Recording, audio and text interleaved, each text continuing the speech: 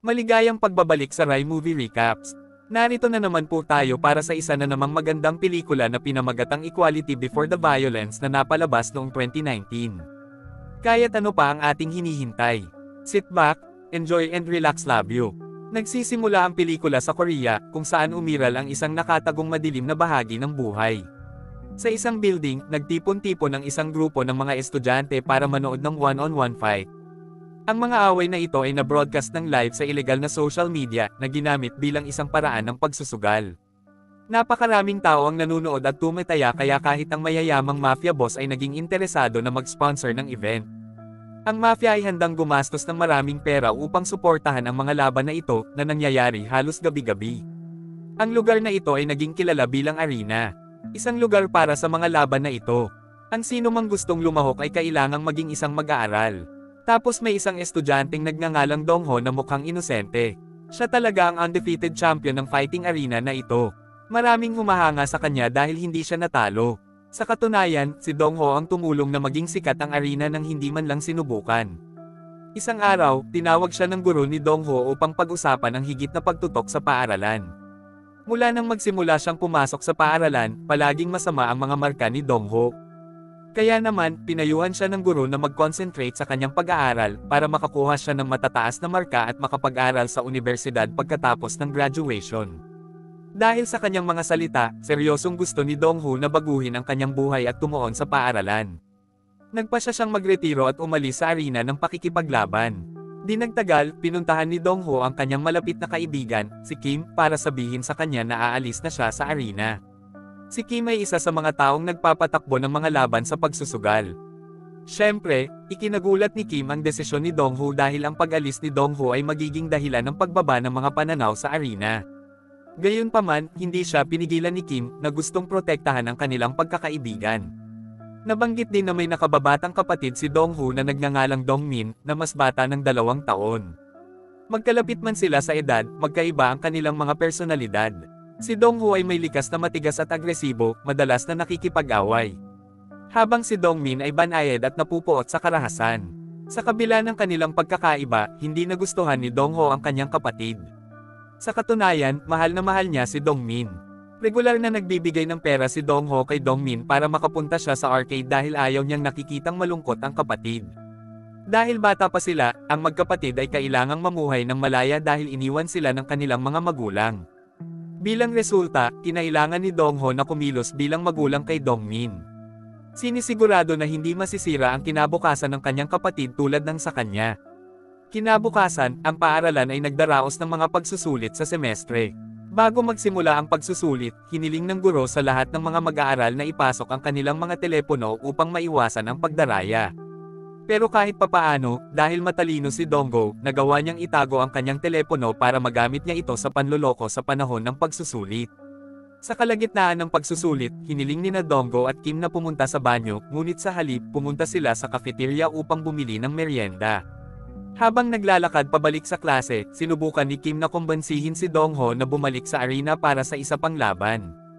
Gayunpaman, ngumiti lang si Dongho at hindi sumagot, ibig sabihin ay tumanggi siyang bumalik sa arena. Samantala, sa klase, si Dongmin ay binubuli ng kanyang mga kaklase, ngunit nanatiling tahimik, hindi nangangahas na lumaban.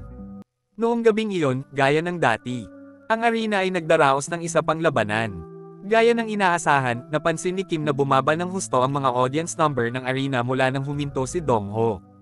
Dahil dito, nagsimulang mawala ng interes ang mga sponsor na suportahan ang kaganapan.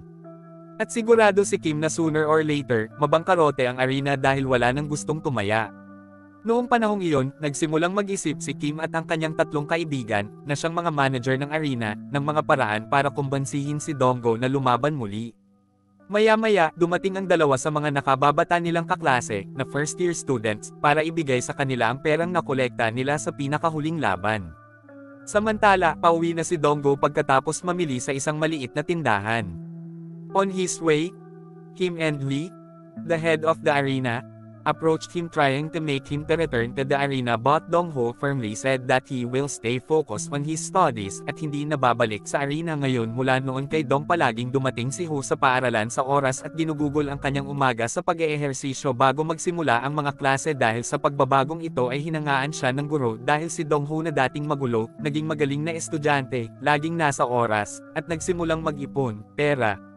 Nang papasok na siya sa kanyang silid-aralan, muling pinigilan siya ni Lee at Kim, sinusubukan siyang kumbansihin na bumalik sa arena. Gayunpaman, muling tinanggihan ni Dong-ho ang kanilang alok. Dahil sa pagkadismaya sa pagtanggi ni Dong-ho, ininsulto siya ni Lee, na tinawag siyang duwag. Nagalit ito kay Dong-ho, at muntik na niyang atakihin si Lee. Ngunit mabilis na itinigil ni Kim ang laban bago pa lumala ang mga pangyayari. Kasabay nito, nilapitan si Dong-min ng mga estudyanteng madalas na nang-aapi sa kanya na nagyaya na tumambay pagkatapos ng klase. Nang walang hinala, pumayag si Dong-min na sumama sa kanila. Dinala nila si Dong-min sa gambling arena. Doon, ginawa nila siyang pusta at pumili ng manlalaban. Tuwang-tuwa si Dong-min nang manalo siya ng maraming pera mula sa taya. Maya-maya, umuwi siya at ibinigay ang bahagi ng kanyang napanalunan kay Dong-ho. Siyempre, nalito si Dong-ho kung paano nakakuha si Dong-min ng napakaraming pera. Kaya naman, tinanong siya ni Dong-ho tungkol dito. Pero sa halip na sumagot, nagalit si Dong-min ng walang dahilan, na inakusahan si Dong-ho ng masama ang tingin sa kanya. Dahil dito, lalo pang naghinala si Dong-ho sa kanyang kapatid. Gayunpaman, hindi niya napigilan ang sarili na pag-alitan si Dong-min kaya, nagpasya siyang mag-jogging at mag-ehersisyo para mailabas ang kanyang pagkadismaya. Gabi-gabi, palihim na pumupunta si Dong-min sa arena para muling sumugal. Nalulong siya sa pagsusugal matapos manalo ng maraming pera noong isang araw. Ngunit sa gabing ito, marami siyang natalo dahil patuloy siyang natatalo sa kanyang taya. Mas lumala ang mga bagay ng kailanganin ni Dong-min na humiram ng pera kay Lee para magpatuloy sa pagsusugal. Sa pagkakataong iyon, masyado nang nahuli si Dong-min sa pagsusugal kaya hindi niya namalayan ang dami niyang naipon na utang. Ngayon, hindi na siya mamuhay ng mapayapa, alam niyang marami siyang utang. Ngunit si Dong-min ay masyadong natakot na sabihin kay Dong-ho ang tungkol dito. Kinabukasan, nakaupo si Lee sa kanyang opisina nang ang isa sa kanyang mga tauhan ay mabilis na lumapit, na may dalang balita na hinihintay nila, at ang kanyang nasasakupan, na may mapagwagi na tono, ay nagulat na ang kanilang plano na pabaon sa utang si Dong-min ay gumana ng perpekto. Nang marinig ito, ngumiti ng malawak si Lee, natuwa sa walang kapintasang pagpapatupad ng plano ng koponan na tinitingnan ang kanyang mga tauhan ng may pagpapahalaga. Pinuri sila ni Lee para sa kanilang pagsusumikap at dedikasyon na humantong sa matagumpay na resulta. Sa isip niya, sinimulan ni Lee na iplano ang susunod na hakbang. Alam niya na ngayon, sa pagkakakulong ni Dong-min sa utang, mas malaki ang pagkakataong pilitin si Dong-ho pabalik sa arena para bayaran ang utang ng kanyang kapatid. Maaaring umalis na si Dong-ho sa mundong iyon, ngunit ang malaking utang na ito ay hindi isang bagay na hindi niya maaaring baliwalain. Lalo na't kinasangkutan nito si Dong-min na ngumiti ng mas malawak. Nadama ni Lee ang tiwala na ang kanyang plano ay gumagana ng eksakto sa gusto niya. Kasabay nito, si Dong-min ay nagtatago sa ilalim ng hagdan, sinusubukang iwasan ang mga tauhan ni Lee na darating upang kunin ang mga patay. Sa kasamaang palad, natagpuan nila siya at kinaladkad sa banyo. Nanghihinayang si Dong-min sa pagkakakulong sa kaguluhang ito na puno ng takot. Pinuntahan niya si Dong-ho na nag-eehersisyo para humingi ng tawad sa kanyang masamang ugali. Gayunpaman, walang lakas ng loob si Dong-min na sabihin kay Dong-ho ang tungkol sa utang. Si Dong-ho, na hindi alam ang buong kwento, ay nakatayo doon na nalilito ngunit pinatawad si Dong-min. Noong gabing iyon, labis na nabahala si Dong-min matapos mabaon sa utang sa grupo ni Lee. Natakot siya na malaman ni Dong-ho ang lahat. Dahil dito, nagpasya si Dong-min na humanap ng paraan para kumita ng mag-isa para mabayaran ang utang. Ang tanging mabilis na paraan upang makakuha ng pera ay sa pamamagitan ng pagsali sa isang labanan sa arena. Kung nanalo si Dong-min sa laban, makakakuha siya ng sapat na pera para bayaran ang kanyang utang. Nang gabing iyon, pumunta si Dong-min sa arena para makipaglaban. Sa kasamaang palad, nagkamali dahil siya ay pinahirapan at na-corner ng kanyang kalaban dahil hindi siya magaling sa pakikipaglaban. Lalong lumala nang itumba siya ng kanyang kalaban at walang tigil ang paghampas sa kanya. Nang makita ito ni Kim, hiniling niya kay Lee na itigil ang laban, ngunit tumanggi si Lee. Doon, ipinaliwanag ni Lee na dumarami ang mga pananaw sa laban dahil pinapanood ng mga tao si Dong-min na binugbog. Nang marinig ito, palihim na kinuna ni Kim ng mga larawan ang laban at ipinadala ito kay Dongho upang ipaalam sa kanya na nasa panganib si Dongmin. Nang makita ni Dongho ang mensahe, agad siyang sumugod sa arena upang iligtas si Dongmin sa daan. Hindi sinasadyang nakasalubong niya ang isang grupo ng mga bata na nanunood ng live na laban sa arena. Kinuha ni Dongho ang kanilang telepono para tingnan ang sitwasyon ni Dongmin. Samantala, si Dongmin ay nakahandusay sa lupa, walang magawa, ngunit dahil hindi napigilan ang laban, napilitan siyang pumulot ng bato upang ipagtanggol ang sarili. Nakalulungkot, nahuli siya ng kanyang kalaban na nagtatangkang mandaya at tinapakan siya. Sa kabutihang palad, pumasok si Kim at pinilit siyang itigil ang laban. Gayunpaman, dahil sa kanyang mga aksyon, pinatalsik si Kim sa management team dahil sa pangahas na itigil ang tunggalian ng walang pahintulot mula sa pinuno. Matapos ang insidente, kinailangang isugod sa ospital si Dongmin dahil sa malubhang pinsalang natamo niya. Ang kanyang katawan ay puno ng mga pasa at kalmo, na ikinabahala ng lahat, at si Dongho, bilang mapagmalasakit na kuya, ay galit na galit at hindi matanggap ang nangyari sa kanyang nakababatang kapatid. Lumalaki ang kanyang galit sa tuwing nakikita niya si Dongmin na nakahiga sa hospital bed, hindi pa rin ganap na naghihilom ang mukha sa mga sugat. Sa araw ding iyon, pumasok si Dongho sa paaralan at inatake ang mga miyembro ng gang ni Lee, na inilabas ang kanyang galit sa kanila. Ilang sandali pa, kinuha niya ang isa sa kanilang mga telepono para tawagan si Lee, sinisigurado niyang nakikita niya ang brutal na pambubugbog na nangyayari. Noong panahong iyon, sobrang emosyonal ni Dongho na wala siyang pakialam kung may mga guro habang patuloy niyang binubugbog ang mga tauhan ni Lee. Sa kalagitnaan ng laban, tinawagan ni Lee si Dongho.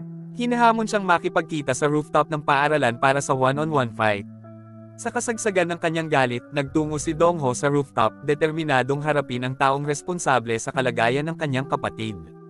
Pagdating ni Dongho sa rooftop, nagulat siya nang makitang naghihintay sa kanya ang maraming miyembro ng gang ni Lee. Gayunpaman, hindi niya ito pinansin at dumiretso sa laban. Humahantong sa away ng one versus group. Sa laban, nahirapan si Dongho dahil napakaraming kalaban. Biglang dumating ang kaibigan niyang si Kim para tulungan siya, sumama sa pakikipaglaban sa gang ni Lee, kahit na sila mismo ang kasosyo niya sa arena. At hindi nagtagal at natalo ni Kim ang iba pang barkada, naiwan si Lee.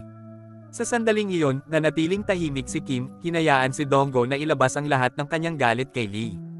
Pagkatapos ay nagsimula ang isang one-on-one fight. Sa panahon ng laban, natagpuan ni Dongho ang perpektong sandali upang maabot ang isang malakas na suntok na nagpabagsak kay Lee.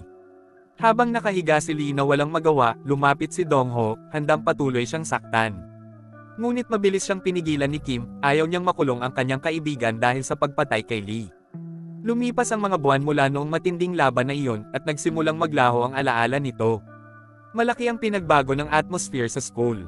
Ngayon, ang kapayapaan ay maaaring madama sa bawat sulok na nagpapahintulot sa mga mag-aaral na dumaan sa kanilang mga araw ng walang takot sa away o tensyon.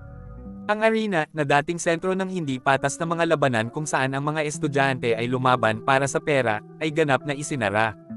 Wala nang mga ligaw na tagay o galit na mukha sa mga bulwagan o sa palaruan. Sa halip, napuno ng kalmado ang paaralan, kung saan maaaring tumutok ang mga mag-aaral sa kanilang pag-aaral at pakikipagkaibigan ng hindi nababahala tungkol sa pagsali sa mga away. Nang maglaon, nagtapos sa paaralan sina Dongho, Kim, at ang kanilang mga kaklase at lumipat sa unibersidad. Ngayon, ang kontrol ng paaralan ay ipinasa kay Dongmin. Si Dongmin ay naging matigas din at nakakatakot. Katulad ng kanyang mga nakatatandang kapatid ay natakot sa kanya ang mga tao at hindi na naglakas loob na abalahin pa siya. At dito na nga nagtatapos ang pelikula natin para sa araw na ito. Maraming salamat sa panunood.